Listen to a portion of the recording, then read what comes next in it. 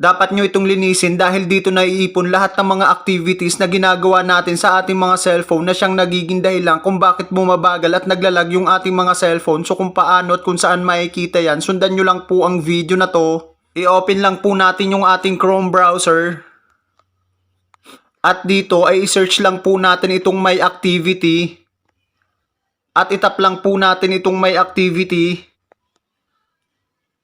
Dito ay makikita na po natin lahat ng mga activities na kung saan ginagawa natin sa ating cellphone. Lahat po ng mga sinesearch o mga pinapanood natin sa Facebook, YouTube o kahit TikTok ay dito po lahat mapupunta.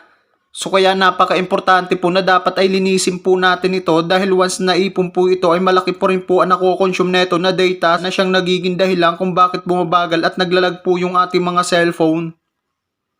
Para malinis po yan, makikita po natin itong filter by date and product. Dito sa right side, makikita po natin itong delete. So itap lang po natin. At iset lang po natin sa all time. Tap next. Tap delete. At automatic po ay madidelete na po yung lahat ng mga activities na kung saan ginawa po natin dito sa ating cellphone. At sa ganitong paraan po ay maiiwasan po natin na bumagal at maglag yung ating mga cellphone. So that's it guys. So sana may natutunan, follow and share.